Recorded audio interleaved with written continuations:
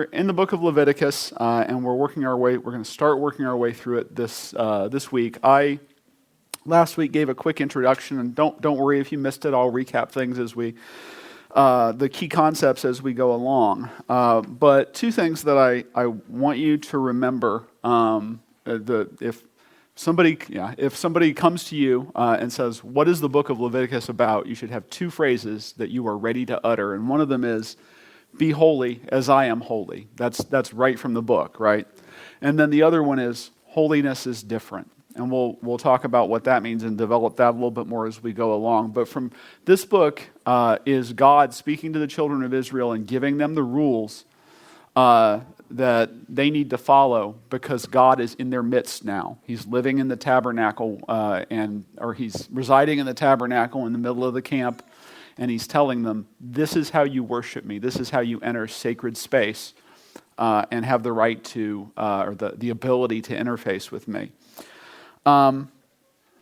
The basic divisions are holiness and worship versus daily living. Today, we're going to talk entirely about the sacrifices. So we're going to read the first 5 chapters of Leviticus and talk about, and we'll get into it, and it's going to seem very strange to you because this is where everybody stops reading the Bible. They're like, this doesn't apply to me.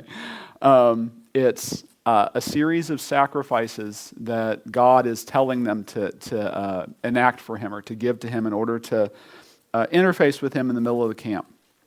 And then the back half of Leviticus is about how you live a holy life in your, like, how do you avoid sin, basically? How do you live a holy life as a holy person, dedicated and called out to live for God? And those contain regulations for, like, how you deal with one another, who you're supposed to marry, how you treat your land and your finances, all kinds of things. And so that's really the bulk of Leviticus in many ways, is that holiness code. You will hear many people,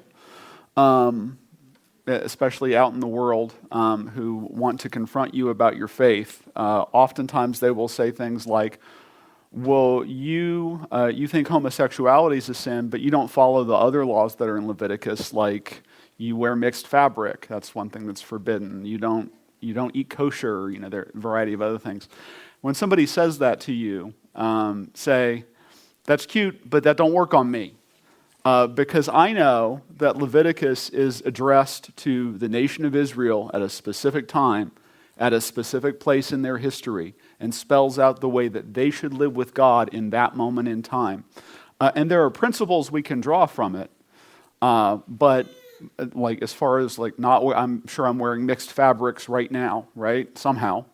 And I'm sure we all violate the things that are in the holiness code on a daily basis, that it's not meant for us. So the principle is we should understand what they understood when they read this, and then we should draw principles from it that we can live by.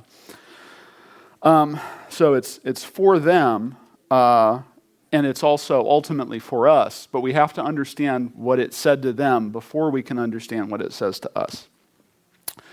So I have passed out, or I didn't pass it out, I laid it on the table over there and people picked it up, a handout that is headed Penitential Prayer to Every God. Please do not pray this. This is not intended for you to pray. Please don't. And I'm going to read most of it. It was written in Sumeria, they were a neighbor of the Israelites. And we don't know exactly when it's dated to, but it's a little bit later than the Exodus. And this person is praying, and they say, May the wrath of the heart of my God be pacified. May the God who is unknown to me be pacified. May the goddess who is unknown to me be pacified. May the known and unknown God be pacified. May the known and unknown goddess be pacified. The sin which I have committed, I know not. The misdeed which I have committed, I know not. A gracious name may my God announce. A gracious name may my goddess announce. A gracious name may my known and unknown God announce. A gracious name my known and unknown goddess announce. Pure food I have not eaten. Clear water have I not drunk. An offense against my God I have unwittingly committed. A transgression against my goddess I have unwittingly done. O Lord, my sins are many, great are my iniquities. My God, my sins are many, great are my iniquities. And I could go on. But this is one of the saddest things that comes out of us, that comes to us out of the ancient world. It's somebody saying, I don't know what the gods want, and I don't know how to please them. And my life is falling apart, but I don't know who I made angry, and I don't know how I made them angry, and I don't know what I should do or could do to fix it. When you read something like that, you come to understand why in the life of David, right? It says David danced with delight at the idea of the law, right? And like I am a lawyer, but I don't get particularly happy when I'm reading the law. Right, and like none of us are like, yes, the speed limit is 55. I understand that the speed limit. Nobody's particularly enthused about the law, but the Israelites were. David was. Why? Because in comparison to the people groups around him, he knows what God wants. God told him, and it's that is that's one of the most significant things about Leviticus is they have a God who's willing to tell them, here's what you need to do to worship and live with me correctly. And in comparison to the Egyptians where they were coming from and the people groups around them who they would ultimately live with, this is radical. It's radical mercy from God to tell them what they can do and how to be holy. So we're going to start tonight with holiness and worship. And I apologize, this is rather dry material, but I'm going to try to make it lively and interesting.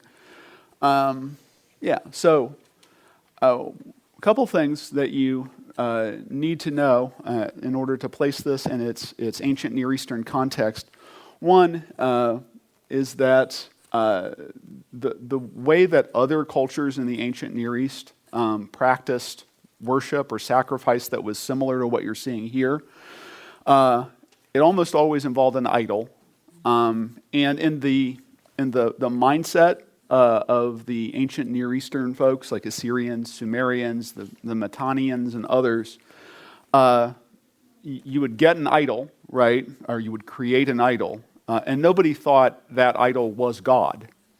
They would perform a ritual that was supposed to fill it with the spirit of the thing that they were worshiping. And that would involve a sacrifice often. It would involve prayers. It would involve the burning of incense. It would involve a whole bunch of stuff. Some of it, if you read it, is kind of like a baby, like when you hold and treat a baby. And the idea was that the spirit of the god was going to enter into that idol, and they would keep it wherever they were going to keep it, and they would worship it. This, by the way, is Isaiah has a really funny passage where he says, he's recounting Abraham's reaction or why Abraham started to seek God, and he says, Abraham realized that people were like they would take a log and cut it in half, and over one half they would cook food. They would make a fire and cook food, and then the other half they would make into a statue and say, "This is God." And Abraham said, "This is silly." So that's one thing you need to know is that a lot of the stuff that's in here is set in opposition to that idea of filling a statue or filling an idol with the spirit of a god. The second is that for the folks in the ancient Near East and these other religions and other people groups, to them, God is not kind, or the gods don't love people in like Sumerian or Babylonian religion. The gods made people to serve them. And so in order to get the gods to do what you want, you have to use magic and manipulation, which involves a whole cast of characters that are kind of intermediaries, like demons and spirits, and you're gonna sacrifice to them, and they're gonna influence the gods so that you get what you want. And that's the idea, right, of almost all religious practices in the ancient Near East is I'm going to do something that will placate the gods or make them happy, And the idea is I get a result out of that. Zeus doesn't want a relationship with his worshipers. He doesn't want to live among them. He just doesn't, right? And so you have to trick him to do things. The God that we find in Leviticus is not like that. The God that we find in Leviticus wants to live with his people in peace and harmony and make them the best kind of people they can be at that moment in history. And in order to do that, he's telling them what they need to do. He's telling them how to live a holy life. So we're going to go through the offerings and sacrifices. Let's go ahead and read. And Richard, I kind of lied about the verses I was going to go through, as always. So I'll just tell you where to go if that's okay. So we're going to start in Leviticus 1 through 9. It starts with the 5 great sacrifices are described. And the first one is burnt offerings. It says, "And the Lord called unto Moses, and spake unto him out of the tabernacle of the congregation, saying, Speak unto the children of Israel, and say unto them, If any man of you bring an offering unto the Lord, you shall bring your offering of the cattle, even of the herd and of the flock. If his offering be a burnt sacrifice of the herd, let him offer a male without blemish. He shall offer it of his own voluntary will at the door of the tabernacle of the congregation before the Lord. And he shall put his hand upon the head of the burnt offering, and it shall be accepted for him to make atonement for him. And he shall kill the bullock before the Lord, and the priests, Aaron's sons, shall bring the blood and sprinkle the blood round about upon the altar that is by the door of the tabernacle of the congregation. And he shall flay the burnt offering, or skin it, and cut it into his pieces. And the sons of Aaron the priest shall put fire upon the altar and lay the wood in order upon the fire. And the priests, Aaron's sons, shall lay the parts, the head and the fat, in order upon the wood that is on the fire which is upon the altar.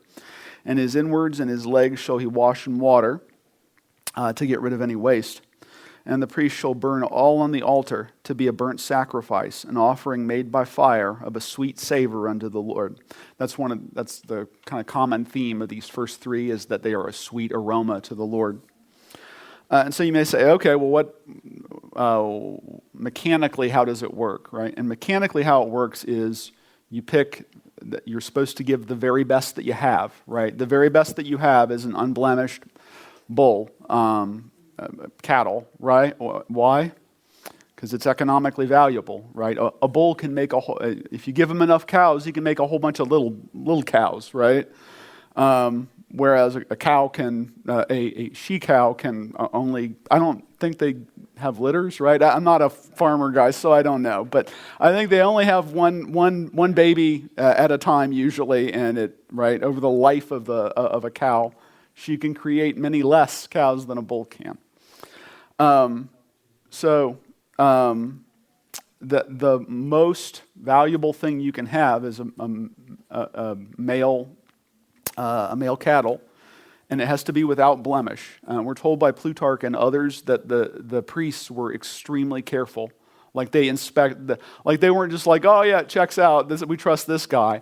They looked at every sacrifice to make sure that it was without blemish. It was important to them that it not have any flaw.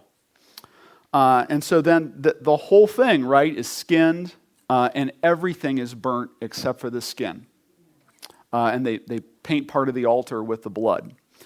And you're like, whoa, that's weird. Wow, why do they do that?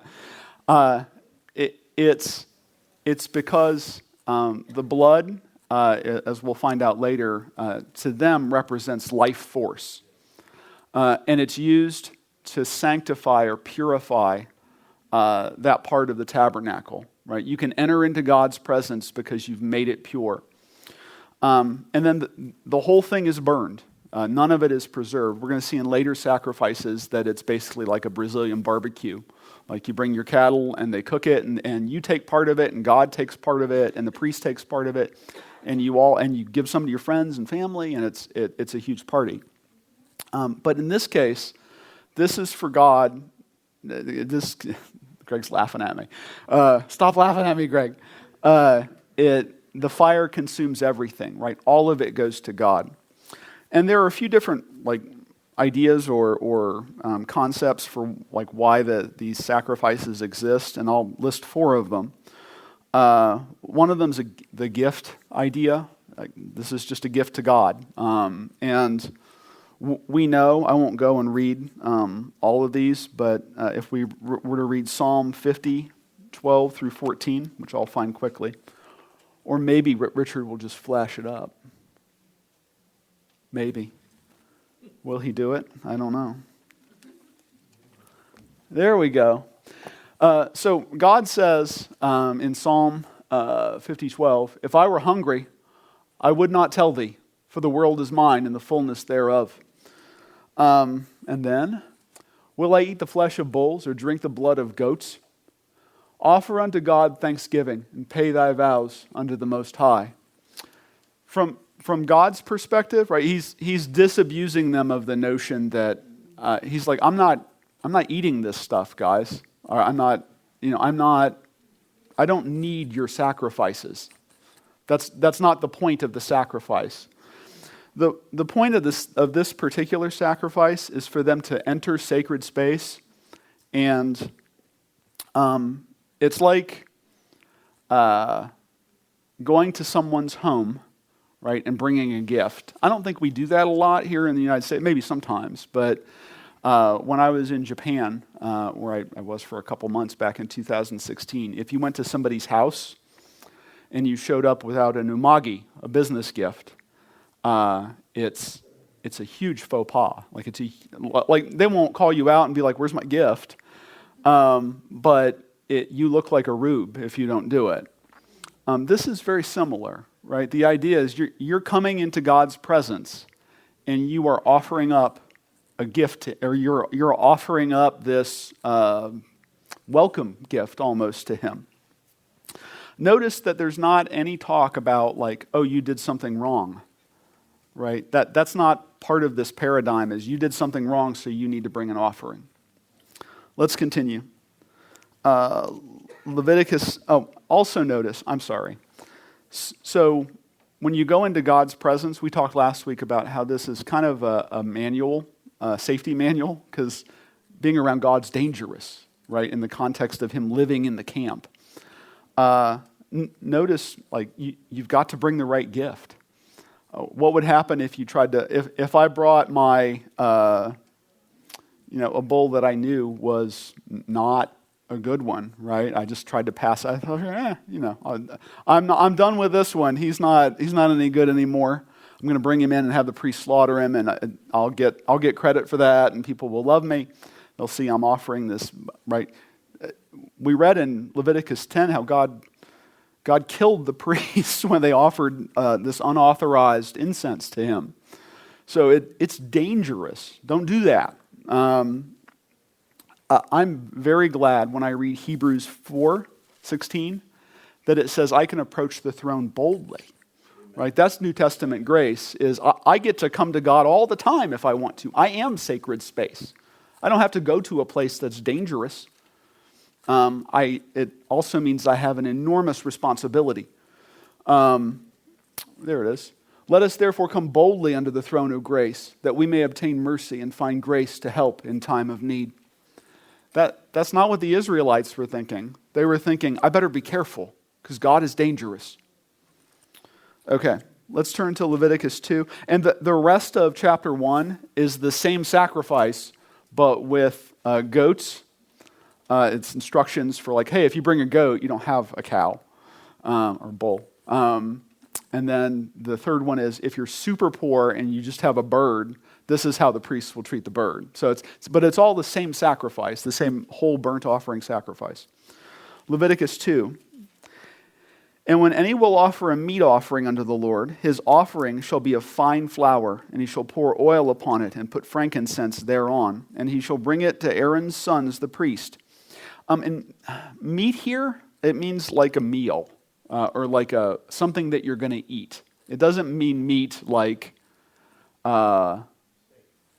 doesn't mean like a steak or a grilled chicken breast. That's why it's made of fine flour. And he shall bring it to Aaron's sons the priest, and he shall take thereout his handful of the flour thereof, and of the oil thereof, with all the frankincense thereof. And the priest shall burn the memorial of it upon the altar, to be an offering made by fire, of a sweet savor unto the Lord. And the remnant of the meat offering shall be Aaron's and his sons. It is a thing most holy of the offerings of the Lord made by fire. And if thou bring an oblation of a meat offering baken in the oven, it shall be unleavened cakes of fine flour mingled with oil, or unleavened wafers anointed with oil. And the idea here is you don't want any yeast in it, and it's almost impossible for us to get into their head and understand like why they thought this. But their conception of yeast, or like a leavening agent that would make the bread rise, is that would make the bread imperfect. That's why when we have our communion, we have unleavened bread, right? It's a symbol of something that is pure. It's kind of like it's the way it ought to be. That's what bread looks like when it's perfect. It is unleavened. It's also tasteless, apparently. So if you were putting something into the bread to make it rise, that's problematic because it represents sin. It represents it not being pure in the way that God likes. And in that place, at that time, in the presence of God, only things that aren't representative of corruption are allowed. Verse 5, and if thy oblation be a meat offering baken in a pan, it shall be of fine flour unleavened, mingled with oil. Thou shalt part it in pieces and pour oil thereon. It's a meat offering. And I will skip some of this. Verse 13. And every oblation of thy meat offering shalt thou season with salt. Neither shalt thou suffer the salt of the covenant of thy God to be lacking from thy meat offering. With all thine offerings thou shalt offer salt. So in the ancient world, incorporating like salt was it was a preservative. That's exactly right. It was a preservative, and so it came to represent the idea of a covenant, which is why if Chris came over to my house and we were making a contractual agreement, I would serve him water and salt, right? And that's how we would make our agreement. That's the symbol of our agreement. It's a preservative. It's going to maintain the bond between us, and so that it's symbolic, right? God doesn't care that it has salt on it, in the sense that He's going to eat it or something. It's representative of something deeper about the relationship. Let's go to Leviticus 3. And if his oblation be a sacrifice of peace offering, if he offer it of the herd, so now we're getting into the kinds of sacrifices that are made of actual meat. If he offer it of the herd, whether it be male or female, he shall offer it without blemish before the Lord. And he shall lay his hand upon the head of his offering and kill it at the door of the tabernacle of the congregation. And Aaron's sons, the priests, shall sprinkle the blood upon the altar round about. And he shall offer of the sacrifice of the peace offering an offering made by fire unto the Lord, the fat that covereth the inwards, and all the fat that is upon the inwards. And the 2 kidneys, and the fat that is on them, which is by the flanks, and the caul above the liver with the kidneys, it shall he take away. So that's what's for God. That's the richest meat. And Aaron's son shall burn it on the altar upon the burnt sacrifice, which is upon the wood that is on the fire. It's an offering made by fire of a sweet savor unto the Lord. And then let's go to verse 17. It shall be a perpetual statute for your generations throughout all your dwellings, that ye eat neither fat nor blood.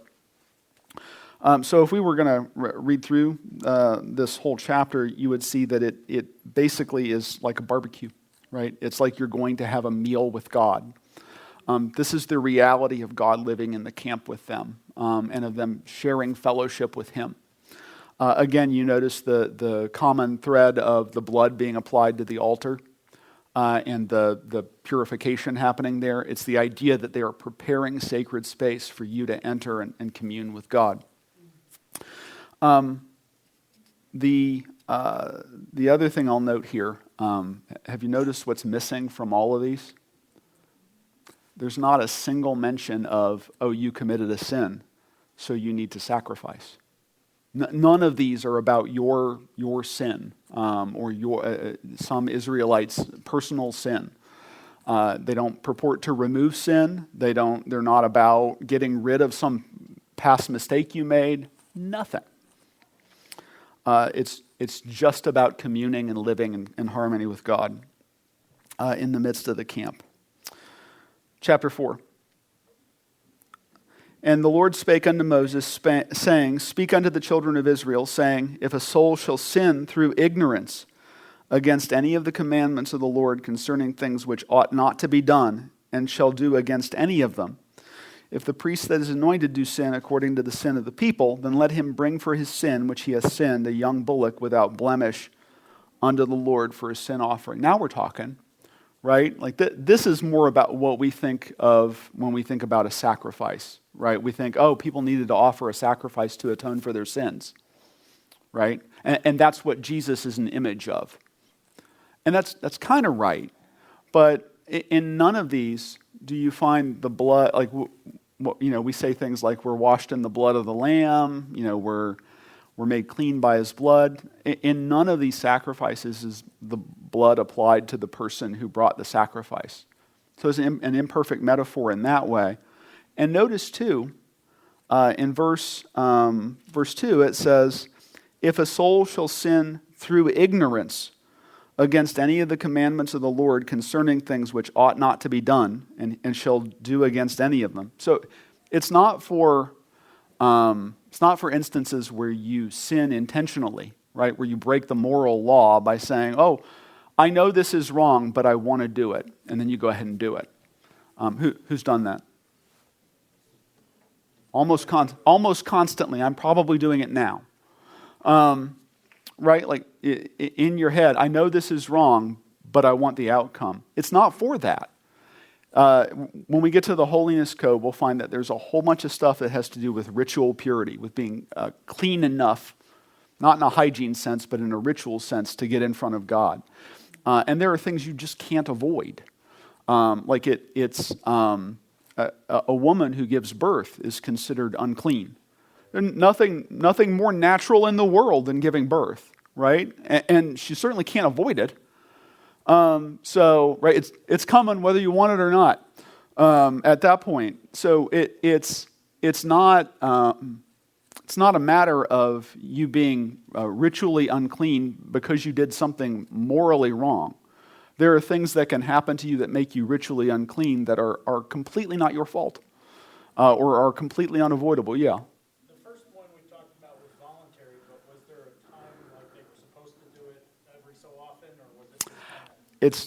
It's not prescribed. It's when you want to, apparently. And then this one, is this just every time you do something that you didn't know about? Apparently, and as we work through this, and I don't know that I'll read the whole thing because I want to get to the point, but that's a great question. There are kind of two versions of this sacrifice. One is for the priest to do.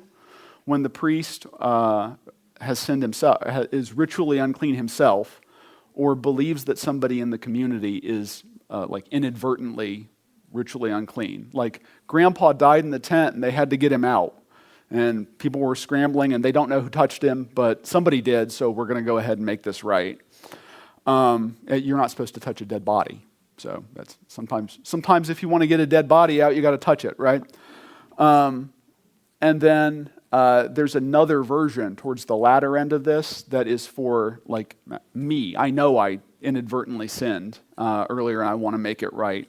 And there's not a prescribed like every couple of days or the fact that a male bull is in line with the first sacrifice we talked about suggests it wasn't very often, right? Because that would be economically costly. But does that answer your question as far as like timing? That's a great question. I just thought that'd be expensive to do every day. Yeah, and I think it certainly was not required every day for individuals, for sure. So I do want to get to the point, and I'm sorry that I've kind of belabored this. Let's go to chapter 5. These are trespass offerings. And if a soul sin and hear the voice of swearing and is a witness, whether he has seen or known of it, if he do not utter it, then he shall bear his iniquity. Or if a soul touch any unclean thing, whether it be a carcass of an unclean beast or a carcass of unclean cattle, the carcass of unclean creeping things, and if it be hidden from him, he also shall be unclean and guilty. And it goes on from there talking about the state of uncleanness or the state of ritual uncleanness that exists. And let me go down here. Verse 6, and he shall bring his trespass offering unto the Lord for his sin which he hath sinned, a female from the flock, a lamb or a kid of the goats for a sin offering, and the priest shall make an atonement for him concerning his sin. And we're going to stop there because I want to get to my ultimate point here. But this one too, this is just about inadvertent sin. This is not, hey, I murdered somebody, or hey, I stole Joe's goats, or I slept with Joe's wife, or whatever. It's not about your intentional sin. It is about inadvertent ritual problems. The only penalties we'll find when we get to the holiness codes where it talks about the kinds of intentional sin problems, that usually the penalty is death. Because you're not going to put somebody in jail when you're wandering around the wilderness, right? Like, there's no jail. So usually the penalty is death or like remuneration. Like, hey, you stole Joe's goat, give Joe's goat back plus another goat. The issue of intentional sin is just never dealt with in this book. And I want to show you something. Let's go to Hebrews 9. I know we read through Hebrews many, many weeks ago now. But the point is this. What we have... Oh no, my Bible lost... Oh, there it is. I have the only Bible printed without Hebrews. Hebrews chapter 9, verse 1. And this is the author of Hebrews, right, telling us that Jesus is better than the Old Testament sacrifices, better than the priesthood, better than the angels, better than every aspect of Old Testament life. And in chapter 9, verse 1, he says, then verily, the first covenant had also ordinances of divine sacrifice and a worldly sanctuary, the tabernacle. Let's skip to verse 11. But Christ, being come an high priest of good things to come, by a greater and more perfect tabernacle, not made with hands, that is to say, not of this building, neither by the blood of goats and calves, but by his own blood, he entered in once unto the holy place, having obtained eternal redemption for us. For if the blood of bulls and goats and the ashes of a heifer sprinkling the unclean sanctifieth to the purifying of the flesh, how much more shall the blood of Christ, who through the eternal Spirit offered himself without spot to God, purge your conscience from dead works to serve the living God? Let's go to, and for this cause, he is the mediator of the new covenant, that by means of death, for the redemption of the transgressions that were under the first testament, they which are called might receive the promise of eternal inheritance. Let's go to verse 21.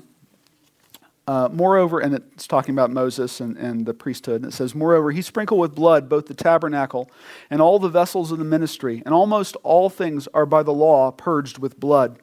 And without shedding of blood is no remission.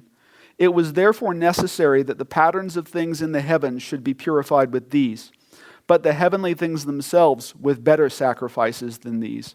For Christ is not entered into the holy places made with hands, which are the figures of the true, or copies, but into heaven itself, now to appear in the presence of God for us, nor yet that he should offer himself often, as the high priest entereth into the holy place every year with blood of others. For then must he often have suffered since the foundation of the world. But now once, in the end of the world, hath he appeared to put away sin by the sacrifice of himself. And as it is appointed unto men once to die, but after this the judgment, so Christ was once offered to bear the sins of many, and unto them that look for him shall he appear the second time without sin unto salvation. Let's go to 10, and I apologize, I'm just a bit over time, but I want to finish this up. For the law having a shadow of good things to come, and not the very image of the things, can never with those sacrifices which they offered year by year continually, make the comers thereunto perfect. For then would they not have ceased to be offered? Because that the worshippers once purged should have had no more conscience of sin. But in those sacrifices there is a remembrance again made of sins every year. This is the key verse, for it is not possible that the blood of bulls and goats should take away sins. Right? That there's no solution. There's no solution in Leviticus for your intentional sin. There is no solution. Now, and we find in other places that David, for instance, prays directly to God and says, I know I've sinned. I know I've done this intentional thing. And reestablishes his relationship. But the Levitical system doesn't hold any answers for somebody who has intentionally sinned. Verse 4, for it's not possible that the blood of bulls and of goats should take away sins. Wherefore, when he cometh into the world, he saith, sacrifice and offering thou wouldst not, but a body hast thou prepared me. In burnt offerings and sacrifices for sin thou hast had no pleasure. Then said I, lo, I come, in the volume of the book it is written of me, to do thy will, O God. Above when he said, sacrifice and offering and burnt offerings and offering for sins thou wouldst not, neither hadst thou pleasure therein, which are offered by the law. Then said he, Jesus, lo, I come to do thy will, O God. He taketh away the first, that he may establish the second, by the which will we are sanctified through the offering of the body of Jesus Christ, once for all. And every priest standeth daily ministering and offering oftentimes the same sacrifices, which can never take away sins. But this man, after he had offered one sacrifice for sins forever, sat down on the right hand of God, from henceforth expecting till his enemies be made his footstool. For by one offering he hath perfected forever them that are sanctified, whereof the Holy Ghost also is a witness to us. For after that he had said before, this is the covenant that I will make with them after these days, saith the Lord. I will put my laws into their hearts, and in their minds will I write them, and their sins and iniquities will I remember no more. Now where remission of these is, there is no more offering for sin. Right? The Levitical system is done. Jesus is better. And it's this connection that makes Leviticus so important, right? We can look forward to a time, and the time exists now, when our own intentional sins are forgiven. Now, should we continue in sin that grace may abound? Our brother Paul tells us, God forbid. But there is a method. There is no hope in the Levitical system that the Jews had for the permanent remittance of sin. Only Jesus can provide it.